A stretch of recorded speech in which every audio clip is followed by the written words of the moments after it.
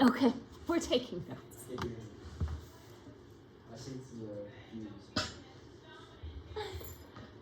All right, so ecosystems.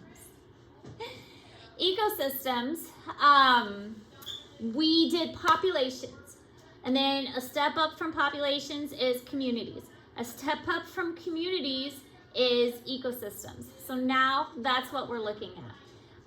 Ecosystems is a community of organisms together with the non-living and their environment. We didn't talk about this yet, did we? No, we didn't. Okay. Sometimes I'm confused where we left off. So with ecosystems, you have to remember, and we already talked about this with photosynthesis and cellular respiration, it's a one-way flow of energy. Energy only flows in one direction. It goes up the food chain and it's gone. It does not recycle. Some things do recycle, but energy does not. So one-way flow of energy, and what does recycle are the nutrients. So there is the water cycle. Carbon recycles. Nitrogen recycles. Those things do, but energy does not. Energy goes in one direction. Now, what helps with the recycling of the nutrients are decomposers. Decomposers are incredibly important as a recycler, making things go in, breaking them down and returning them back to the soil. So decomposers are really important for that. Can anybody name a good decomposer? Worms. Worms are excellent decomposers. Is there another good decomposer? If flies decompose, or do they just go to dead things? Doesn't fungus help decompose stuff? Fungus do. I'm trying to think if flies are. The maggots are, like the baby flies. So maggots would be a good decomposer. Maggots But are I don't good. think the adult flies are. Yes. Well, yeah, they are through their larval stage. Yep, the maggots are. I didn't know maggots turn into flies. Yeah, maggots are baby flies. I thought maggots were close species. No. Please wait to load I in. like the political maggots. I don't think we need to watch that. Okay. They got very hard. So then we have primary producers, and primary producers are autotrophs. Auto means making their own food. These are basically plants, and they're the ones that are going to obtain the energy from the sun.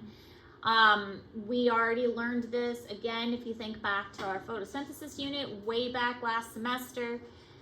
They're the ones that have chloroplasts, and the chloroplasts help with the photosynthesis production. Primary producers, the rate at which producers capture and store energy, primary production. And this varies by ecosystem and season and nutrient availability. So obviously plants right now are just starting to come out of their dormant state.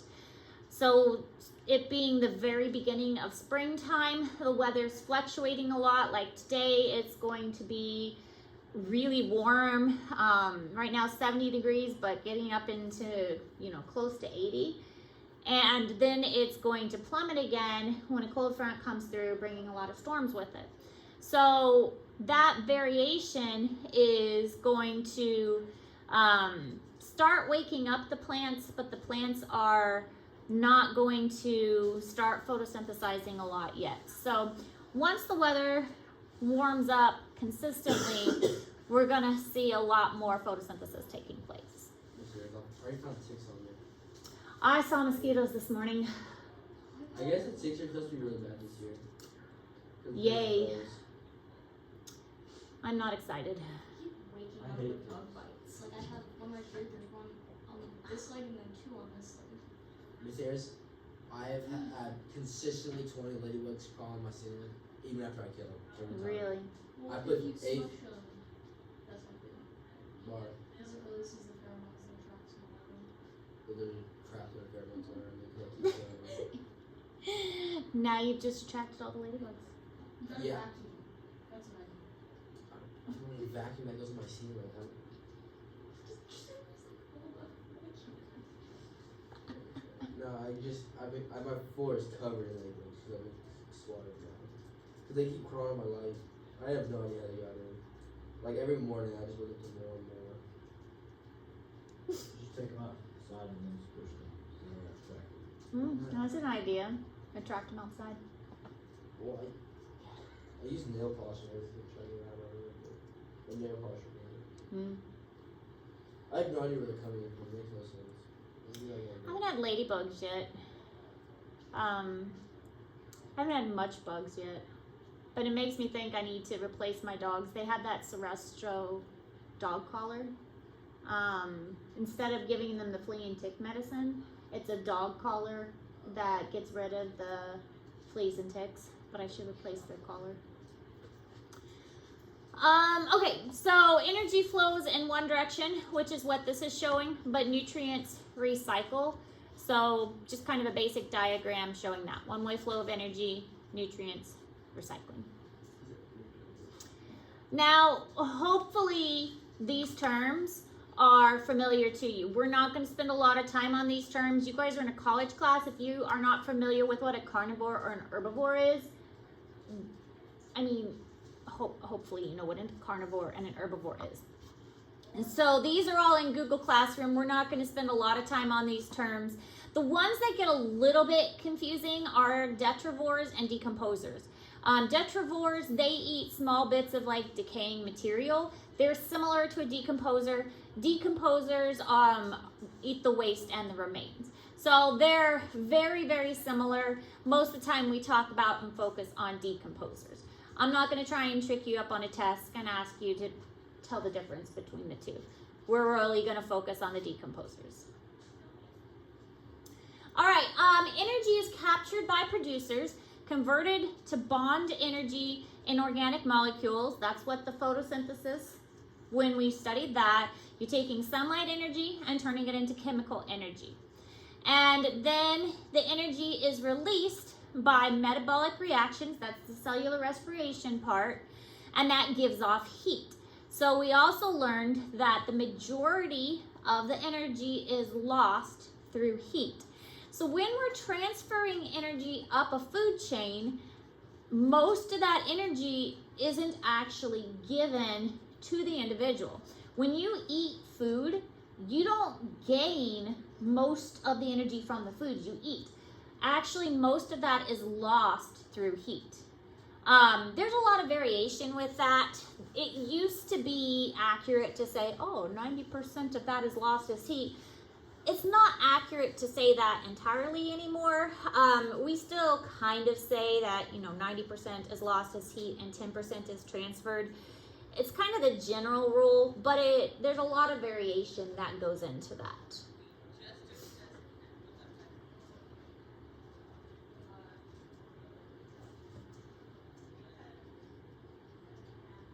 So is that why it's so much better to drink energy drinks?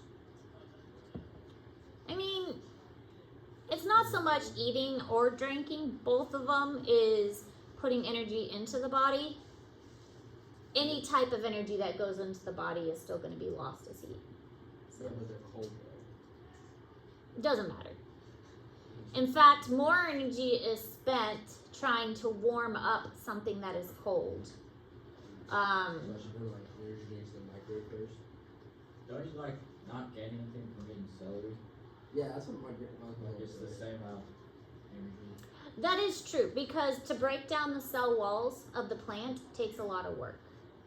And actually, if you're trying to lose weight, drinking something cold, your body is going to expend energy to warm it up.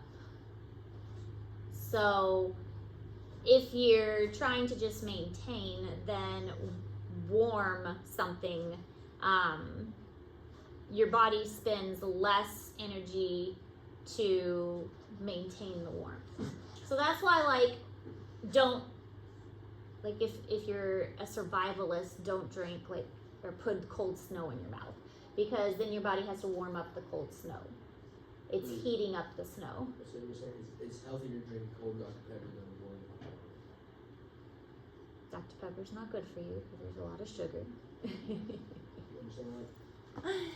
Cold drinks taste good on a hot day because it cools you down, but anything cold, your body has to spend time warming it up, and that's energy that's expended to get it to your body temperature. All right, this shows kind of how the process works, that energy is lost at each level. This is showing like the 10% is transferred to each level. And by the time you get up here to the top, there's very little energy left. So plants have the most energy available. And then next to that, you have primary consumers. So those are the ones that eat the plants. Secondary consumers eat those, and then tertiary consumers. So your tertiary consumers have the least amount of energy available to them.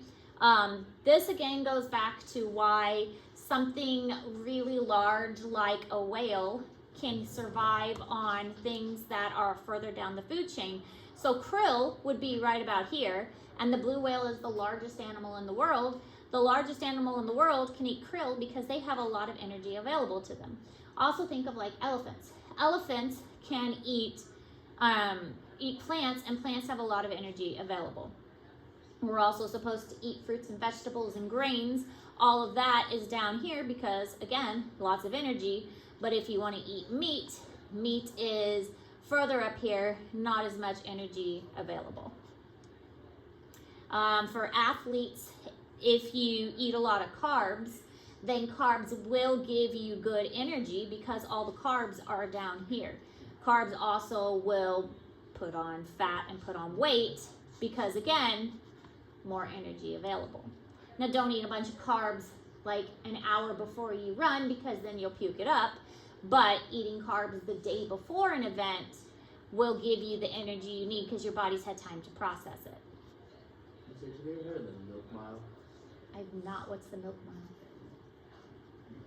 We should run the milk Me run? mile. That's funny. I am not athletic. I mean, I used to be, but not anymore. No, you guys could definitely outrun me. I mean, I would be breathing heavy after very little activity. I need to exercise more, but I'm not like sedentary. I take the stairs and stuff, but I'm nothing like you guys. No, you would definitely beat me. Nutrient cycle within an ecosystem.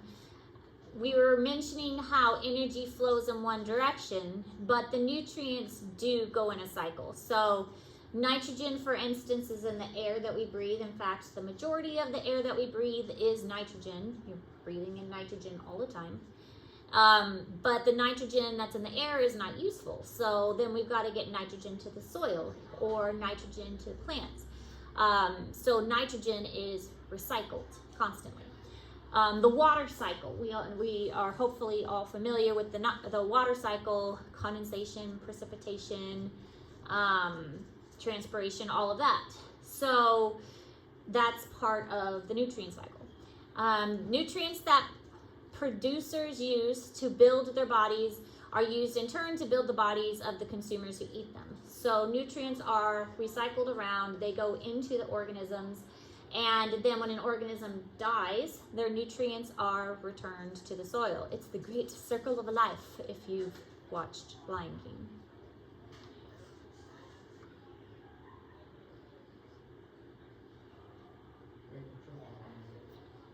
Does our school have an algebra 2 ESC? Does our school what? Have an algebra 2 ESC? EOC? I know they have an algebra 1. I think it's just algebra. Called algebra. So I'm trying to figure out if I can test out algebra 2 this year. But I don't know if I'm allowed to. What's wrong, Sophie? I want to try to test out algebra 2 this year. If you're a junior, you don't have to take EBC. Yeah, if you're a junior, this year, could you take it this year? Yeah. All your EOCs are sophomores. Yeah, you don't take one junior. You take all your ESCs as sophomore. Mhm. Because you take ACTs as junior. Correct. which don't affect your grade whatsoever. EOCs are only you just Smurf and don't affect your grade. She's literally the one teacher I had that she said that affects her grade. Teachers can make the EOC affect your grade. Like, I could technically give you points. But the tricky part to that is that the EOC scores don't come back until next year. Yeah, that doesn't make sense. How should you get a grade? No, You could give, like, for how hard you try and that you actually put an effort and that kind of thing. no, she says whatever our grade is on EOC is what she's doing for us and how. Like, and she says we also have to take the final. We have to take 2 tests. We have to take the EOC and then the final. We both kind of do.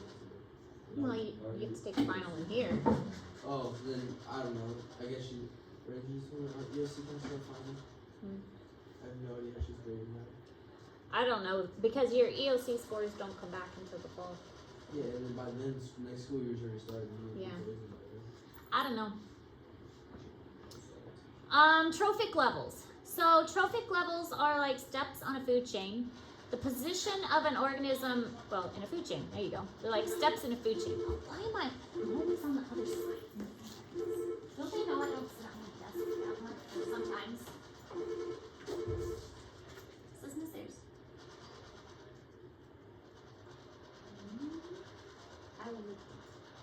I worked in the education department.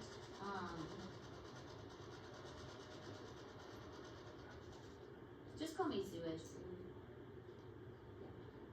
Sewage. Hey, hi.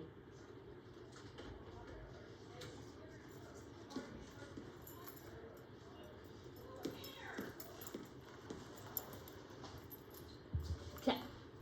So food chains are very straightforward. It's this, then this, then this. Who eats who? And it's a one-way path, but it's never that simple in real life. In real life, one animal does not eat one animal that does not eat one animal. I mean, in real life, you don't eat the same thing every single day. You don't just eat,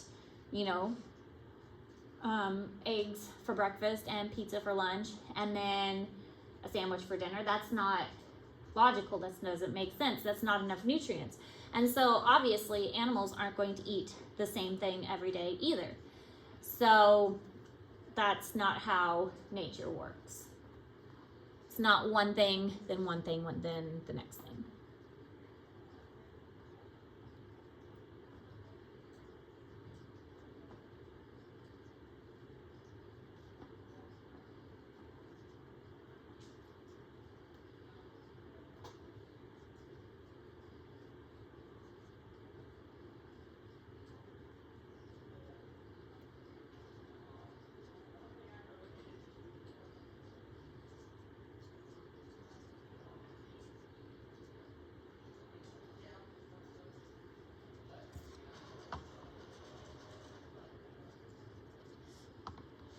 Why are there so many pencil sharpening in this hackathon room?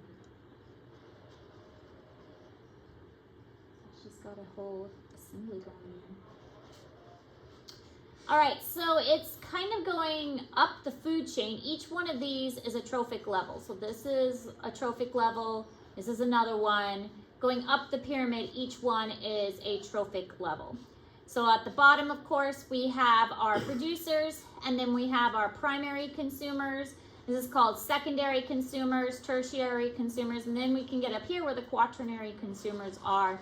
By the time you get to the top trophic level, there is not much energy available, and a lot of it has been lost as heat.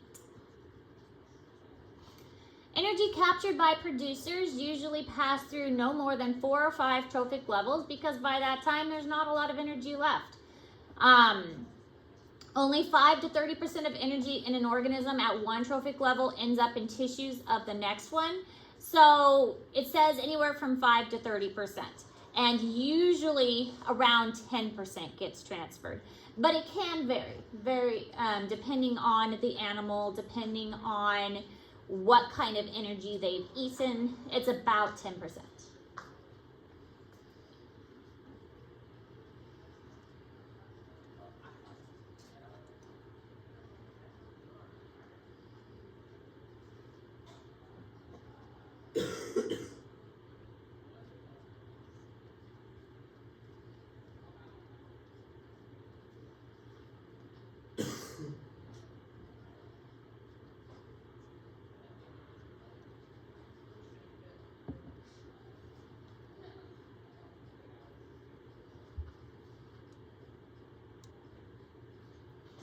And this just shows a food chain. Pretty simple.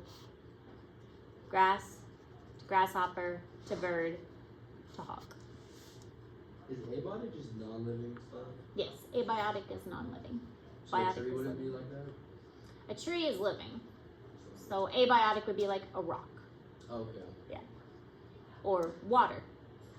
Yeah, it's like water and soil.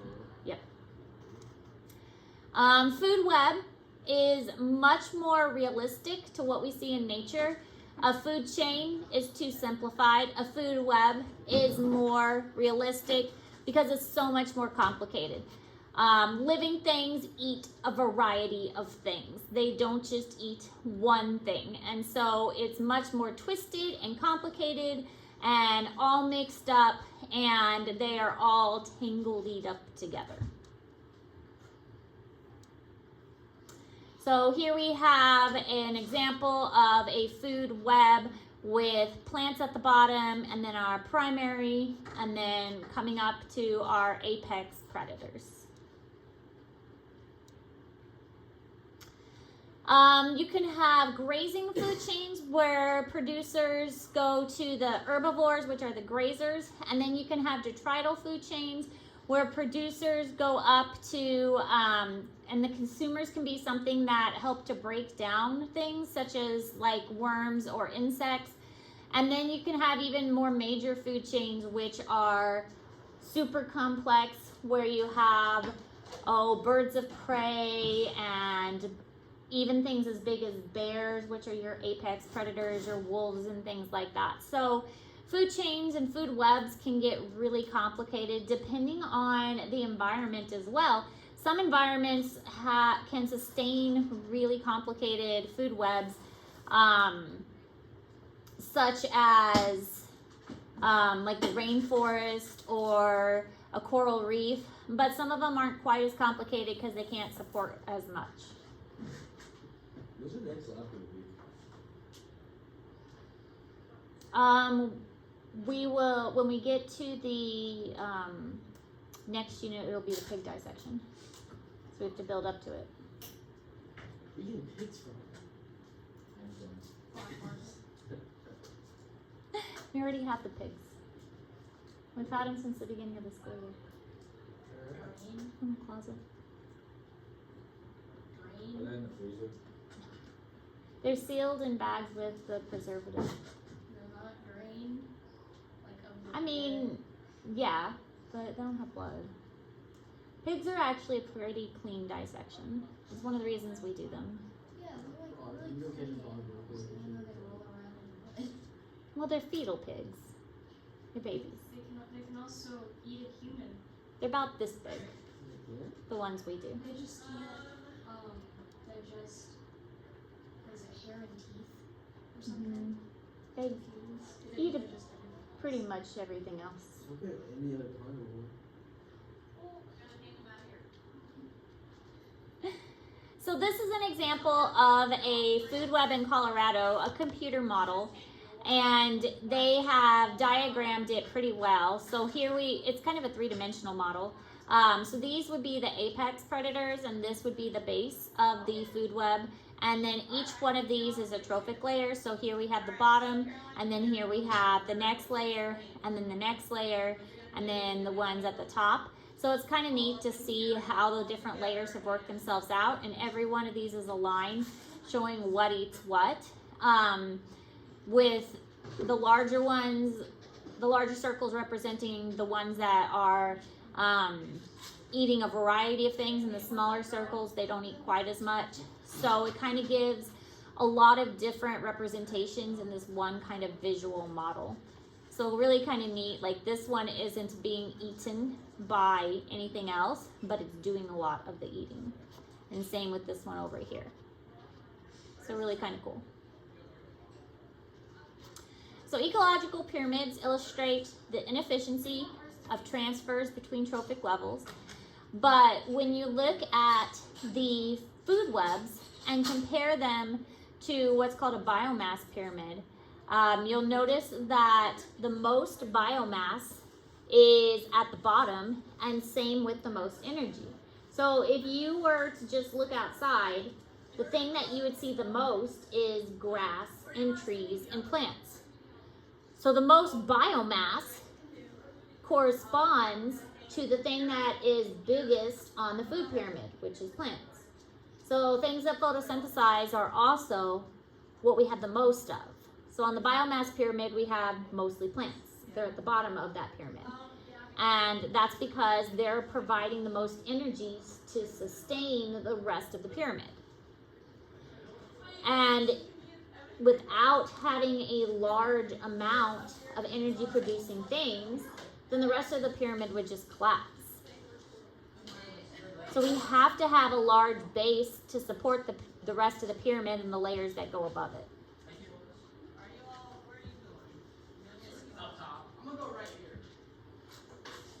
This class is doing a really amazing job of staying on task.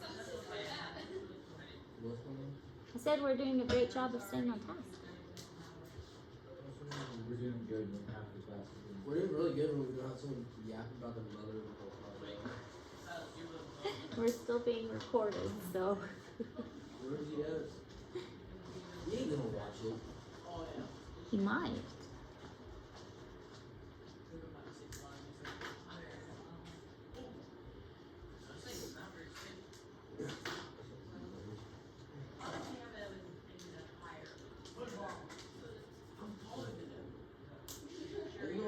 Have you been sleeping all this year? Huh? Don't have to. I got sick of it.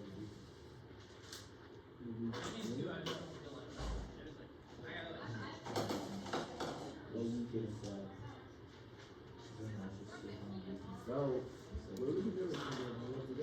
You get your license yet? Nope. When is it expired? So this is an actual ecological pyramid, and you'll notice that the base is very big in order to support the things that are on top. It has to have a thick base in order to support the upper layers, the herbivores and the carnivores and the top predators. Without a base of large photosynthetic organisms, the herbivores wouldn't be able to be supported, and without herbivores, we couldn't support the predators and the carnivores. So we have to have a lot of plants available, otherwise the whole system collapses. Oh look, we're done. And you guys have 15 minutes left to work on your poster. Now on Thursday, you will get an additional assignment, like I said.